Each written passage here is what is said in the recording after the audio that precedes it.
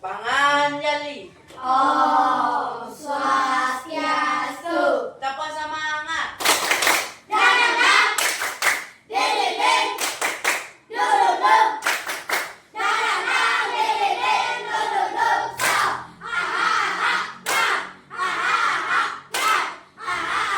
So, Hari ini ada yang tidak masuk? Ada yang tidak masuk? Tidak. Jadi Miss akan absen dulu nge. Anak-anak, hari ini kita akan melanjutkan pembelajaran tentang kecerdasan artifisial. Sebelum kita melanjutkan pembelajaran ini, mari kita berdoa untuk kelancaran proses belajar mengajar kita hari ini. Untuk menumbuhkan lagi rasa nasionalisme kita, mari kita menyanyikan sebuah lagu nasional yang berjudul Garuda Pancasila.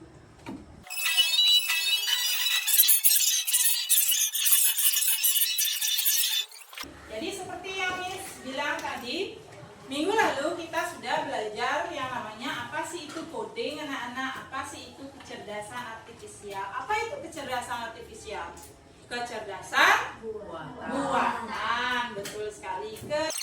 Komputer itu lebih cerdas dari manusia atau tidak? Tidak, karena komputer itu dibuat oleh manusia dan segala aplikasi yang ada dalam komputer itu dibuat oleh manusia. Jadi hari ini kita akan belajar tentang yang namanya berpikir komputasional. Anak-anak pernah nggak mendengar apa itu berpikir komputasional? Tidak. Maka dari itu hari ini kita akan belajar.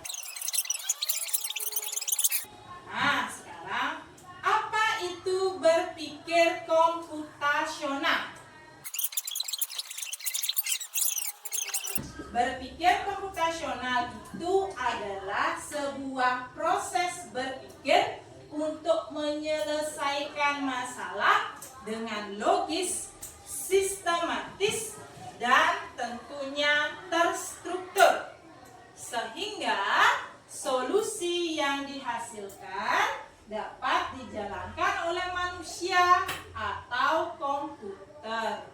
Jadi di sini dalam pembelajaran berpikir komputasional ini anak-anak dituntut nanti untuk berpikir secara sistematis. Bagaimana anak-anak mendapatkan sebuah masalah dan anak-anak mencari pemecahannya secara sistematis dan tentunya tepat.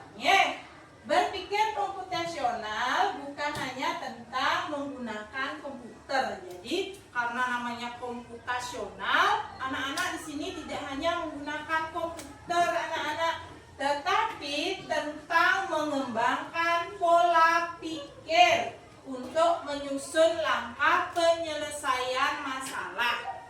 Anak-anak pasti pernah menghadapi masalah-masalah. Jadi di sini anak-anak akan diajarkan bagaimana nanti anak-anak memecahkan masalah A, bagaimana anak-anak memecahkan masalah B, dan bagaimana anak-anak memecahkan masalah C. Mungkin nanti sesuai dengan prinsip-prinsip yang akan Miss ajarkan. Sudah masuk? Jadi berpikir komputasional itu adalah bagaimana nanti anak-anak mencari solusi dari masalah yang anak-anak dapatkan dengan sistematis. Kenapa sih? Mungkin ada yang bertanya, kenapa sih? Apa sih pentingnya berpikir komputasional anak-anak? Kenapa sih penting berpikir komputasional dan diajarkan di sekolah tentang berpikir komputasional? Di sini Miss sudah memaparkan, ada 6 kenapa di sekolah Nike atau kenapa berpikir komputasional Nike penting untuk diajarkan. Yang pertama adalah membantu menyelesaikan masalah dengan lebih mudah. Dengan prinsip-prinsip nanti yang diberikan, anak-anak akan mampu memecahkan masalah anak-anak dengan lebih mudah. mudah, baik itu dari masalah yang ada di rumah, di sekolah, masalah yang ada tentang soal-soal. Jadi anak-anak akan lebih mudah karena anak-anak sudah ditanamkan bagaimana cara berpikir yang sistematis tentunya. Yang kedua, membantu membuat keputusan yang lebih baik. Dari anak-anak tidak bisa membuat keputusan tentang memecahkan masalah, nanti anak-anak akan mampu bagaimana cara memecahkan masalah itu dengan Yang ketiga, mengajarkan cara berpikir kreatif dan terstruktur. Zaman sekarang, apalagi anak-anak sekarang, anak-anak Gen Z banyak sekali yang tidak bisa berpikir secara terstruktur. Contoh, lihat ada adiknya jatuh, dia diam aja. Lihat ada masalah A, diam aja. Itu kenapa harus diajarkan bagaimana anak-anak pola pikirnya harus dirubah agar pola pikirnya lebih terstruktur. Anak-anaknya agar sat ada masalah pecahkan, ada masalah pecahkan. Yang keempat, membantu menghemat waktu dan lebih efisien. Pastinya nanti akan lebih efisien karena anak-anak lebih cepat untuk memecahkan masalah itu sendiri. Yang kelima, membantu beradaptasi dengan teknologi. Membantu beradaptasi dengan teknologi. Nanti akan ada teknologi yang dipakai, jadi anak-anak diharapkan akan belajar beradaptasi menggunakan teknologi.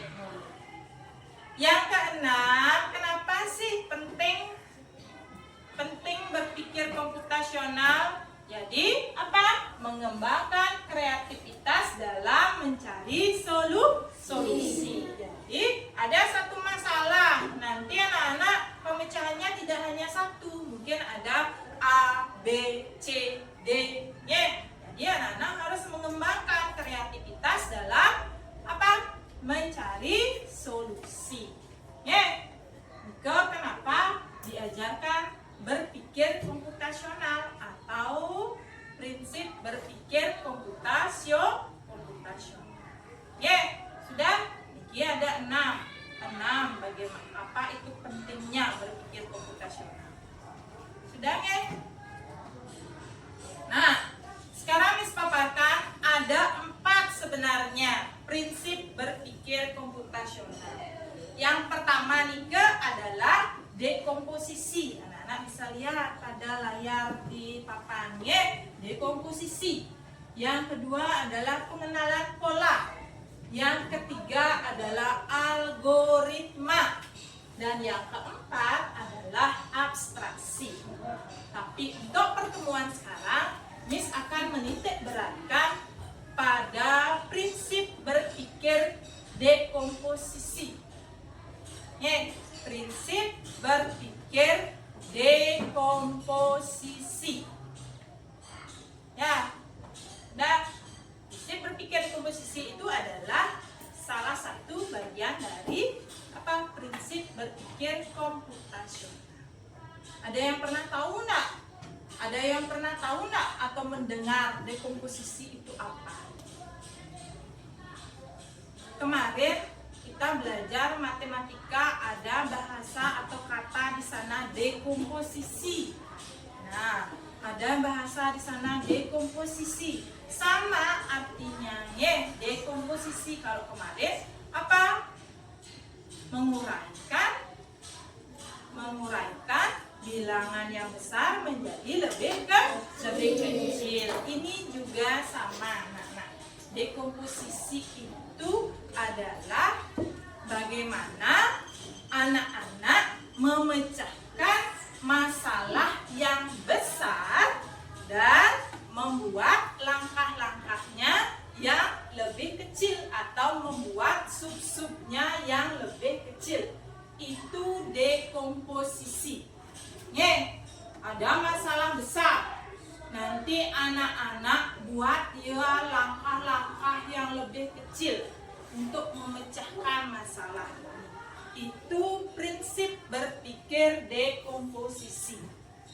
Nah, sekarang Miss punya satu video yang bisa anak-anak tonton.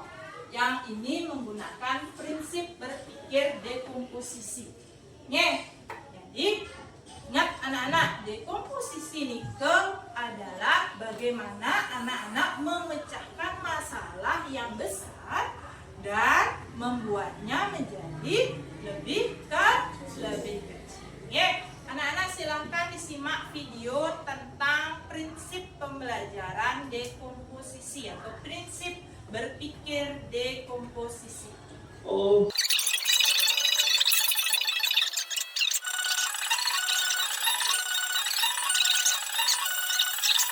Nah, sudah ya, ditonton tadi videonya ya, videonya singkat sekali. Masalahnya dia di sana apa sih? Membuat jus, katanya dia capek, letih, dia membuat jus. Lalu apa yang dia lakukan? Membuat apa?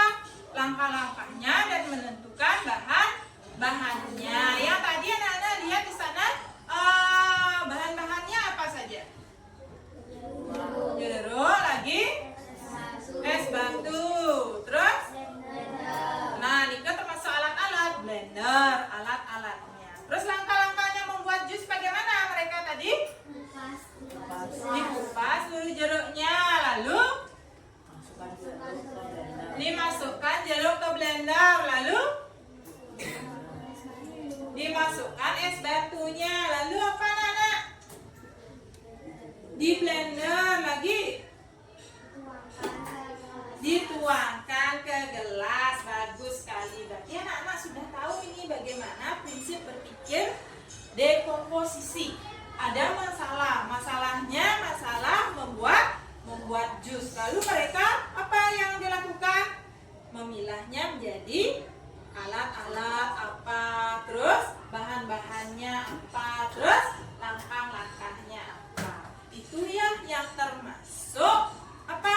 Prinsip berpikir dekomposisi yang sederhana. Ini Miss bilang yang sederhana. Masalahnya membuat jus. Nanti mereka bagaimana caranya membuat, apa sih bahannya, apa sih alatnya. Anak-anak tadi sudah bisa mengklasifikasikan alatnya apa, bahannya apa, terus bagaimana langkah-langkahnya. Jadi ini sudah bilang apa sih itu dekomposisi? Dekomposisi artinya memisahkan masalah yang besar menjadi bagian-bagian kecil agar lebih mudah diselesaikan. Sudah? Masuk? Sudah? Sudah. Lanjut. Kenapa sih harus dekomposisi? Nah, kita baca kenapa sih harus dekomposisi anak-anak?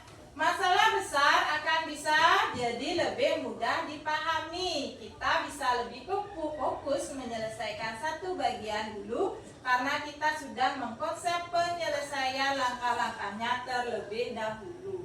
Jadi sudah terkonsep anak-anak langkah-langkahnya ketika anak-anak mendapatkan sebuah masalah, anak-anak bagi menjadi bagian-bagian kecil. Anak-anak sudah mengkonsep bagaimana cara memecahkan masalah. Sudah? Nah, Miss punya benda, alat, dan bahan. Di sini ada apa? Kira-kira kita akan mau buat apa sih anak-anak dari ini? Membuat mie. Boleh, karena di sini ada mie. Alat-alatnya apa saja? Ada kompor, ada wajan atau penggorengan. Terus ada apa? Ada mie, ada apa lagi? Ada sayur. Terus apa lagi? Ada air dan ada telur. Pernah buat mie instan di rumah? Anak-anak tahu nggak bagaimana cara membuat atau langkah-langkah membuat mie instan? 1. Persiapkan kompor, betul sekali Lita. 2. Persiapkan wajan. Di mana wajannya ditaruh? Di atas kompor.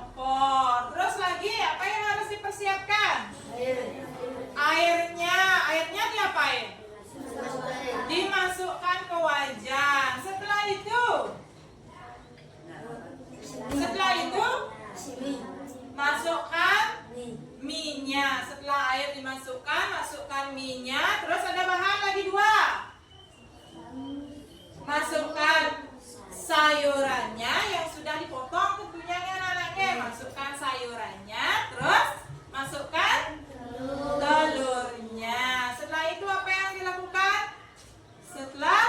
Setelah itu diaduk dulu.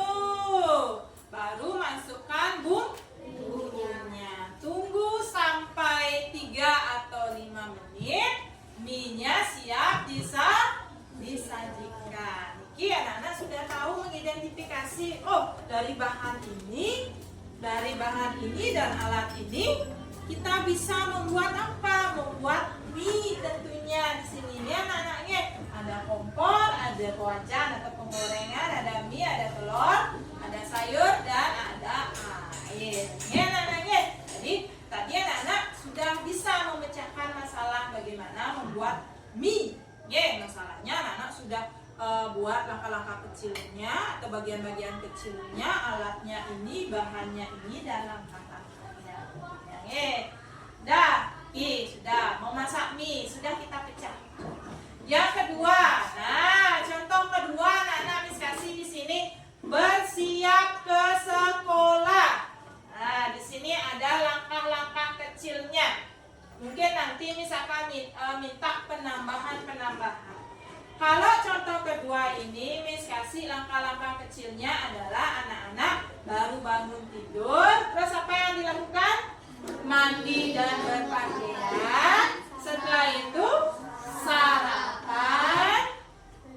Periksa kembali isi tas anak-anak. Setelah itu berangkat ke sekolah. Ada yang ingin menambahkan lagi? Ada yang sebelum berangkat sekolah sembahyang dulu? Ada. Siapa yang sembahyang dulu sebelum berangkat sekolah? Boleh diisi tahapannya. Silakan turunkan tangannya anak-anak. Boleh nanti diisi tahapannya. Ada bangun tidur, anak-anak dikasih masalah ini. Buatlah langkah-langkah bersiap ke sekolah. Bangun tidur, setelah bangun tidur merapikan tempat tidur. Ada yang merapikan tempat tidur dulu? Ada yang merapikan tempat tidur? Tidak. Kalau Saras merapikan tempat tidur? Iya, merapikan nanti tempat tidur. Boleh ditambah nih baru bangun tidur, merapikan tempat tidur. Habis itu mandi dan berpakaian. Setelah itu disiapkan sarapan oleh ibunya, makan sarapan. Kembali cek tasnya. Cek tasnya, benar nggak bukunya? Benar nggak saya sudah bawa pensil? PR-nya bagaimana? Nanti dicek lagi. Sebelum berangkat ke sekolah, sembahyang dulu. Setelah itu baru ke sekolah. Ada penambahan nanti seperti yang bilang Saras tadi, merapikan tempat tidur. Nah, setelah ini Miss punya beberapa masalah yang harus anak-anak pecahkan. Ini masalahnya masih masalah yang sederhana. Coba kita cek dulu. Nah, game seru, tebak langkah. Sebutkan langkah kecilnya. Niki Miss akan bagi grupnya. Grup yang di sebelah sini adalah grup 1, yang di sebelah sini grup 2, yang di sebelah sini adalah grup 3. Boleh nanti dipilih yang mana, mau tidak harus anak-anak memilih yang nomor 1. Grup 1 mau memilih pemecahan masalah yang mana? Apakah menyapu, membuat jus, membeli barang di warung, atau menggoreng sosis? Membuat jus. Oke. Grup 2 mau memecahkan masalah yang mana? Membeli barang di warung. Grup 3 mau memecahkan masalah yang mana? Menyapu. Oke, menyapu. Kita pilih dari grup 2 dulu deh. Nah, siapa mau mewakili? Rita. Oke, Rita silahkan berdiri, Rita. Berdiri. Yang lain, grup yang lain silahkan diperhatikan. Jadi Rita akan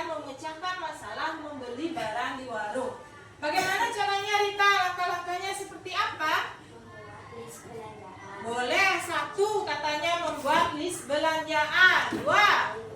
Mengambil uang. Lagi. Pergi ke warung. Terus. Iya, sesampainya di warung ambil barang yang akan dibeli. Setelah itu dibayar. Oke. Itu saja. Silakan untuk Rita. Ada yang punya pendapat lain selain itu? Ada yang setelah ngambil barang tidak bayar? Nah, itu mencuri namanya nge. Pastikan anak-anak setelah mengambil barang harus membayar. Itu langkah-langkah membeli barang di warung nge. Jadi kita sudah membuatnya menjadi kecil. Yang pertama itu adalah membuat list belanjaan. Setelah itu mengambil uang, jangan lupa membawa uang. Setelah itu pergi ke warung. Sesampainya di warung memilih barang yang akan dibeli. Setelah itu apa? Membayar dan kembali lagi ke rumah. Oke, ada yang punya pendapat lain selain itu? Tidak, sudah pas ya? Nah, sekarang tadi anak-anak sudah belajar nih bagaimana anak-anak berpikir dengan prinsip dekomposisi. Dengan prinsip dekomposisi, bagaimana anak-anak melihat masalah, terus anak-anak apa? Buat menjadi bagian-bagian yang kecil. Sudah mengerti anak-anak? Sudah paham tentang dekomposisi itu apa? Sudah? Selanjutnya coba Miss ajak anak-anak kuis sebelum nanti Miss ajak anak-anak untuk berlatih. Setelah anak-anak memahami apa itu dekomposisi, kita akan berlatih. Yang pertama ada kuis. Siapa yang bisa jawab? Silahkan naikkan tangannya. Apa yang dimaksud dengan dekomposisi? Apa yang dimaksud dengan dekomposisi? Ada pilihannya, ada A, B, C, D. Apa yang dimaksud dengan dekomposisi? Siapa yang bisa? Maisa, boleh? C katanya memecahkan masalah besar menjadi langkah-langkah kecil. Betul atau salah? Betul.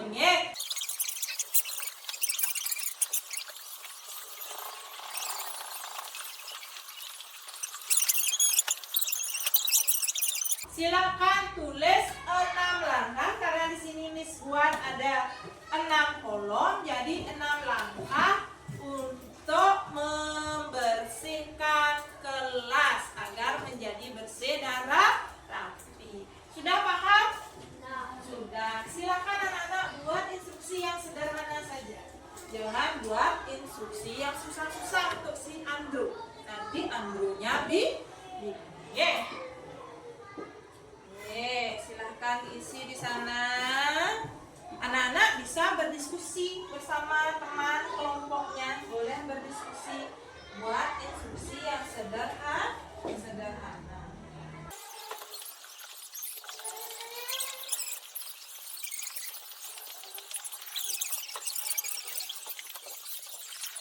Kita akan berdiskusi. Jadi ini menurut pendapat masing-masing kelompok. Ya, dari kelompok mana ya? Dari kelompok 1 deh. Siapa yang akan mewakili? Yuk, silakan dibaca, silakan berdiri. Langkah